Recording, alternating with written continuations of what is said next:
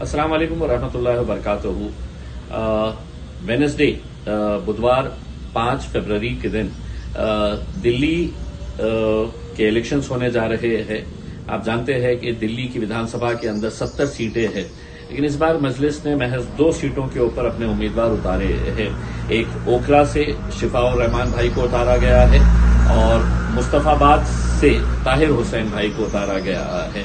आप बखूबी जानते हैं ये दोनों के बारे में पिछले कई दिनों से लगातार मजलिस इत्तेहादुल मुस्लिमीन के तमाम जिम्मेदारान और खासतौर से हमारे कायद बैरिस्टर असदुद्दीन अवैसी साहब ने वहां पर बहुत जमकर मेहनत की है। आवाम का रुझान भी पूरी तरीके से बदल चुका है और हमें पूरा यकीन है कि जब लोग वोट डालने के लिए जाएंगे तो इस बात का ख्याल रखेंगे कि शिफाउर रहमान और ताहिर हुसैन पिछले 5 सालों से लगातार जेल के अंदर बंद है।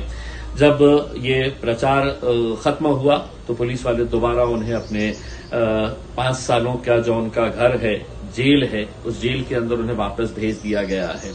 लेकिन एक दिल को दहलाने वाली बात, जो एक तड़प पैदा करती है, जब ताहिर भाई और शिफा भाई दोनों भी अपना प्रचार खत्म करके वापस जेल के सलाखों के बीच में जाने वाले थे, उसके पीछे जाने वाले थे, तो वो जब अपने परिवार वालों से मिल रहे थे, खासतौर से ताहिर हुसैन जब अपनी बेटी से मिल रहे थे, तो जिस तरीके से वो बेटी फूट फूट कर रो रही थी, उनका लड़का शादाब अपनी आंसू छुपाकर कैसा अपने बाप को हिम्मत दे रहा था, उसमें ये दिल को दहलाने वाले मंजर थे। शिफा भाई जब जा रहे थे तो उनकी बुजुर्ग मां जो चीख चीख कर ये कह रही थी कि 5 साल वो बराबर से सो नहीं पा रही है। जब उन्हें ये पता चला कि अब शिफा दोबारा जेल के पीछे जा रहा है, वो किस तरीके से फूट फूट कर रो रही थी।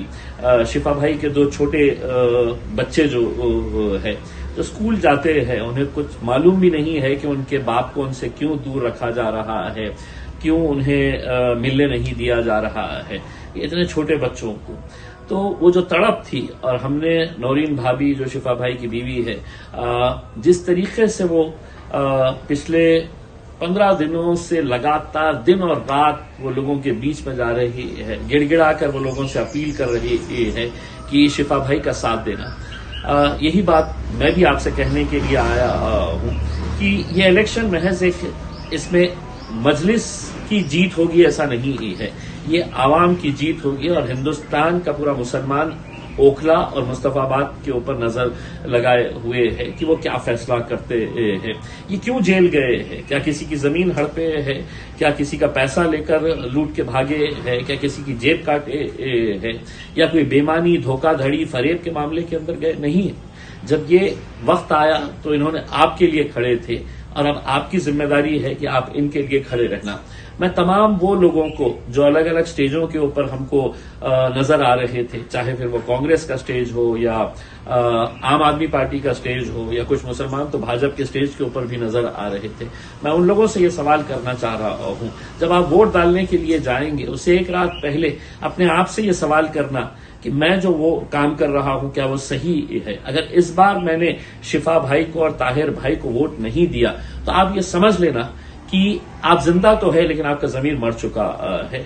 अगर आप किसी और पार्टी के बारे में इस बार अगर सोच रहे हैं तो आप ये समझ लेना कि आपकी सांसें तो चल रही है लेकिन आपके जिस्म से आपका दिल गायब हो चुका है। क्योंकि अगर आपका दिल तड़प नहीं रहा है, आपका जमीर आपको चीख चीख कर ये कह नहीं रहा है कि ये शिफा भाई और ताहिर भाई का इलेक्शन नहीं है, ये मेरा और आपका इलेक्शन है, आप किसी बेकसूर इंसान को 5 साल जेल के अंदर पड़े रहने देते हैं और उसकी मां की निकलते हुए आंसू, उसकी मां जो आपके लिए तड़प रही है, अपने बच्चों के लिए तड़प रही है, अगर ये देखने के बावजूद भी अगर आपके दिल में तकलीफ नहीं हो रही है, आपको बड़ी सुकून से नींद आ रही है, तो आप ये समझ लीजिएगा कि आपका जमीर मर चुका है मेरे भाइयों।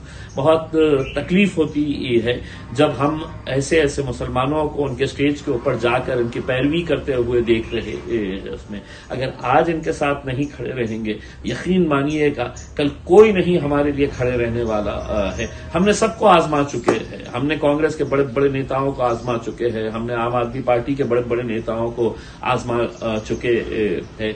ये इलेक्शन जो है वो हमारे मुस्तकबिल का, हमारे वजूद का, हमारी पहचान का, हमारी शिनाख्त का इलेक्शन है। तो इसलिए मैं आप लोगों से हाथ जोड़कर ये गुजारिश कर रहा हूं कि 5 तारीख के दिन सुबह सुबह फजर की नमाज पढ़कर जाइए, लाइन में खड़े रहिए, हमारी मां बहनों को उठाइएगा, सबसे पहले उन्हें वोट करवाइएगा उसमें।